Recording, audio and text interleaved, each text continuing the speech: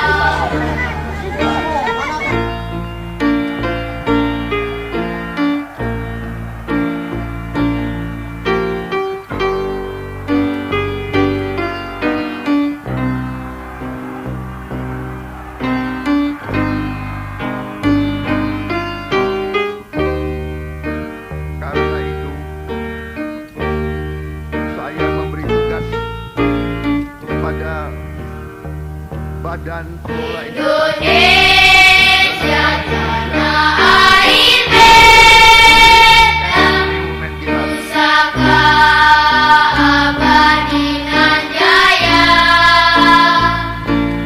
Indonesia sejak dulu kala tetap dipuja-puja bangsa.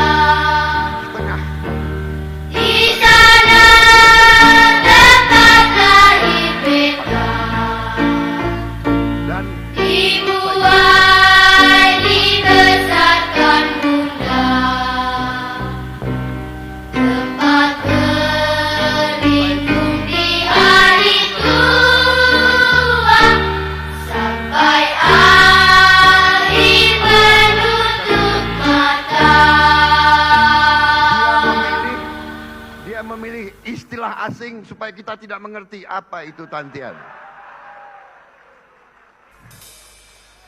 Saudara-saudara, masa ada komisaris yang rapat sebulan sekali.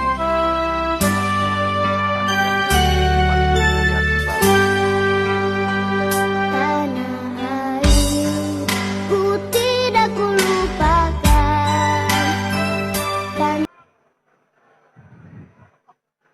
Saya juga telah perintahkan ke Danantara, direksi pun tidak perlu tantiam kalau rugi.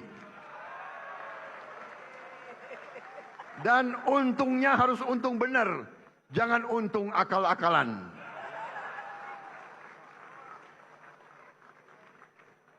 Kita sudah lama jadi orang Indonesia.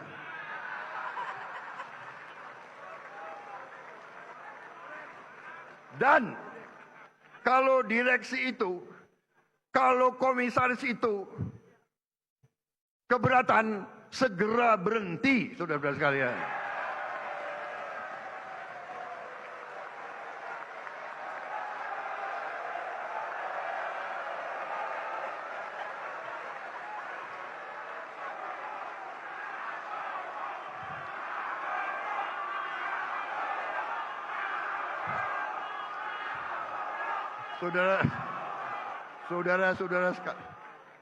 Saudara-saudara sekalian, pemilu masih lama.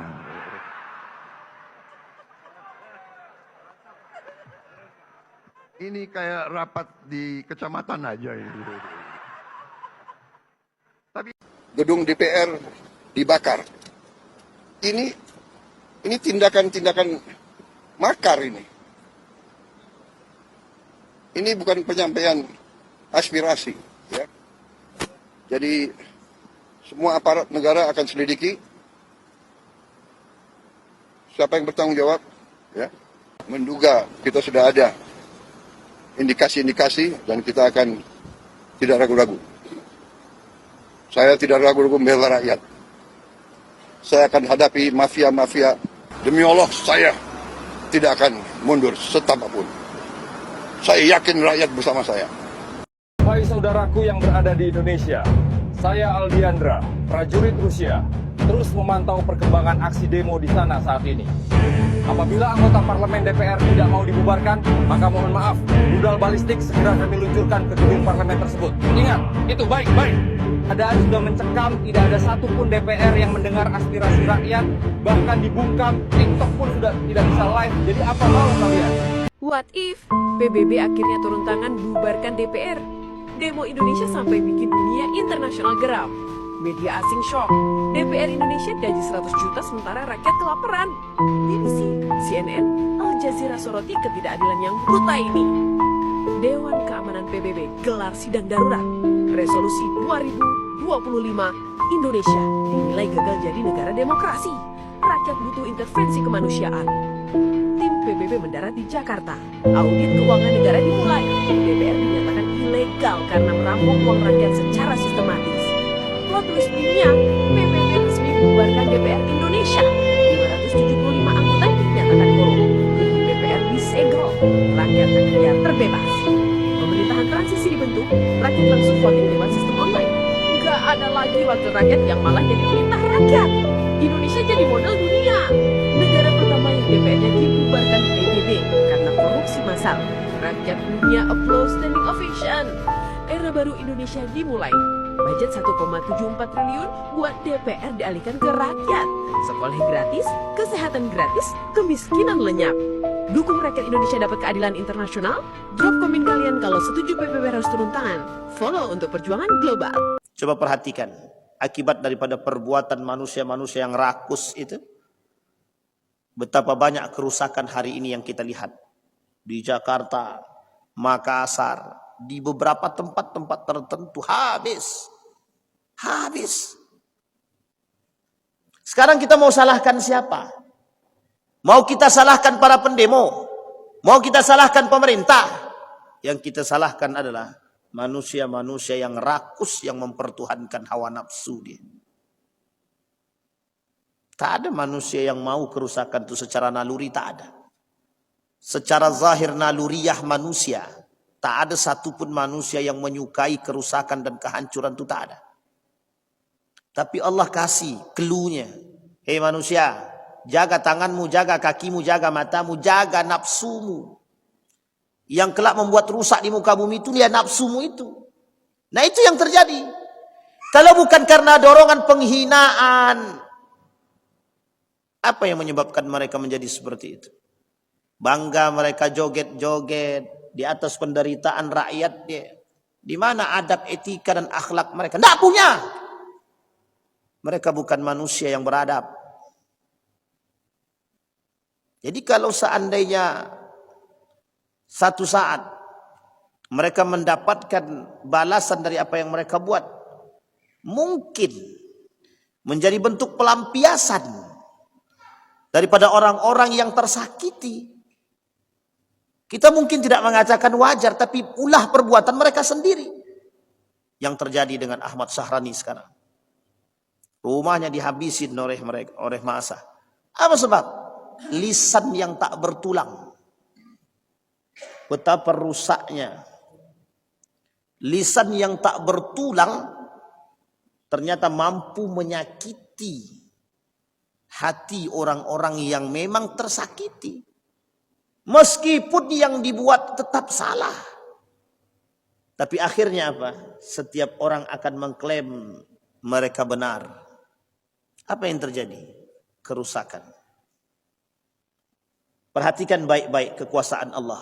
Allah tampakkan di hadapan manusia. Betapa rumah yang kau bangun tak bernilai sepeser pun di hadapan siapapun. Allah bisa hinakan dan muliakan manusia bukan karena hartanya. Itu buktinya. Hanya karena terpleset lidah yang didorong oleh hawa nafsu dihinakan oleh manusia. Kata Allah, saatnya kau dihinakan. Hina sehina-hinanya. Pertanyaannya, sadarkah mereka dengan kehinaan itu? Tidak. Karena nafsu sudah menjadi Tuhan dalam diri dia. Ini yang kita maksud. Izin Jenderal, Indonesia kini sedang tidak baik-baik saja. Undang-undang dan peraturan disusun seolah hanya berdasarkan pesanan atau sekedar spekulasi tanpa landasan